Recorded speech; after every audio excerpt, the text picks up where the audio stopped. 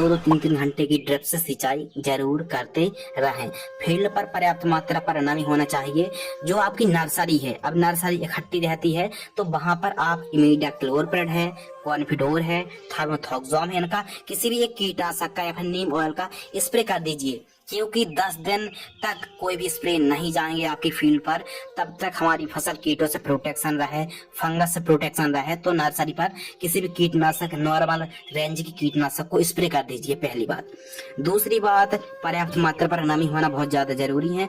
पौधरोपण हल्के हाथों से करना चाहिए और मल्चिंग पेपर पर जो पौधे का तना स्टेम है वो टच नहीं होनी चाहिए। इस प्रकार आप पौधरोपण करें, पौधा एकदम सीधा हो। जब पौधरोपण आपने कर दी उसके बाद कम से कम 1-1.5 घंटे आप सिंचाई करिए। सिंचाई करने से जड़ें ठीक तरीके से मिट्टी को पकड़ लेती हैं, पौधा सूखता नहीं, डंपिंग ऑफ की समस्या नहीं आती है।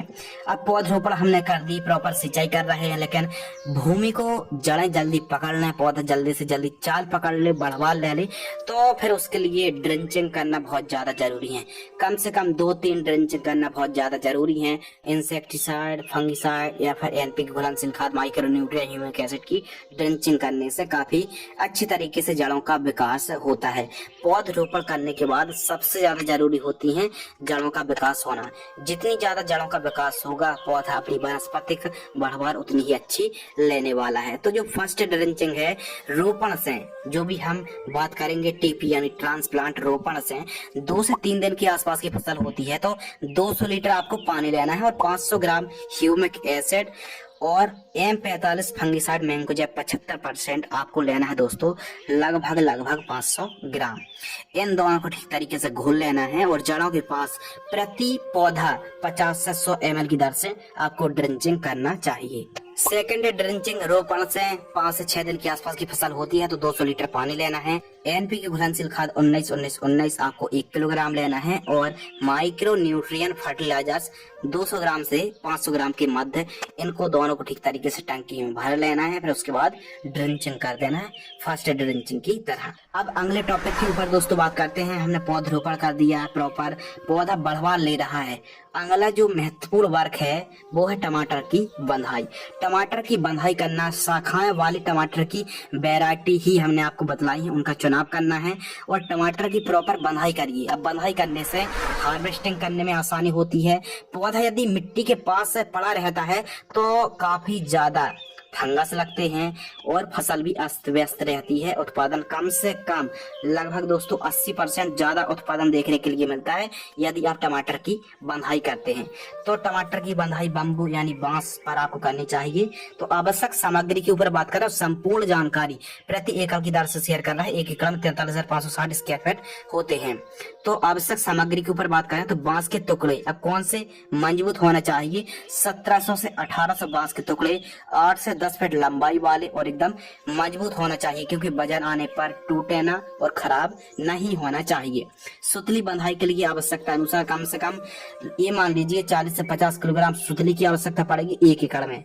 प्लास्टिक की जो रस्सी आती, पैड वायर आवश्यकता अनुसार, और तार की भी जरूरत पड़ सकती है जो कि आप वीडियो पर देख रहे हैं। इस प्रकार आपको बंधाई करनी चाहिए।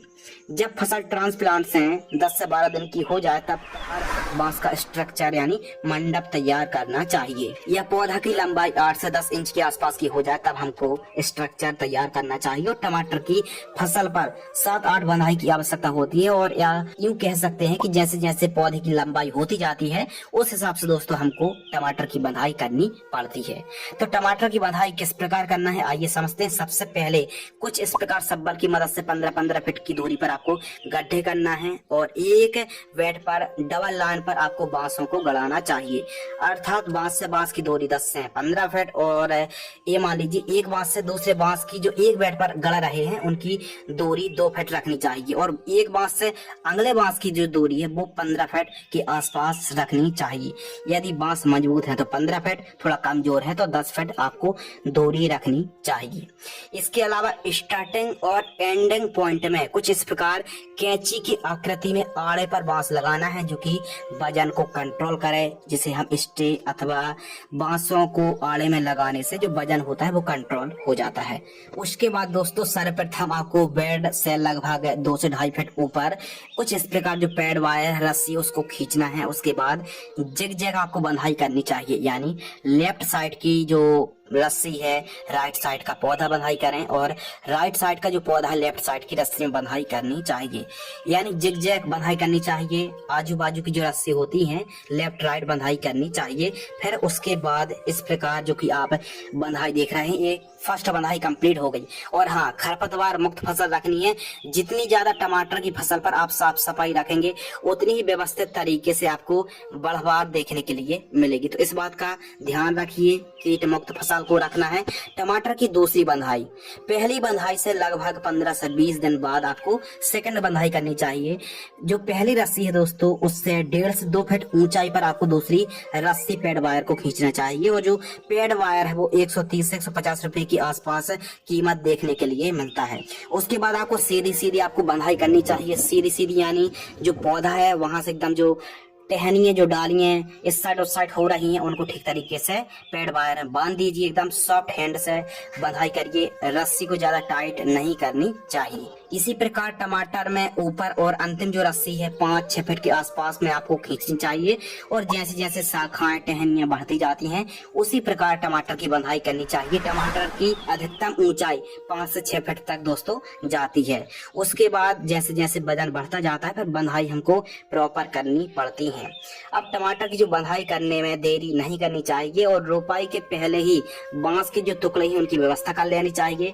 प्लांटेशन और बंधाई सफाई हार्वेस्टिंग के लिए मजदूर समय में मिल जाने चाहिए। आवश्यक सामग्री जो टमाटर की बंधाई पर लगती है उसकी व्यवस्था मैनेजमेंट पहले ही कर लेना चाहिए। टमाटर की जो ऊंचाई है 5 से 6 फीट तक रहती, शाखाएं वाली जो टमाटर होती, बांस मजबूत हैवी होना चाहिए और अपने अनुभव विवेक का आपको इस्तेमाल करके टमाटर की खेती करनी चाहिए। सिंचाई के ऊपर दोस्तों बात करते हैं। सिंचाई भी बहुत ज्यादा जरूरी है, तो किस प्रकार सिंचाई करनी चाहिए।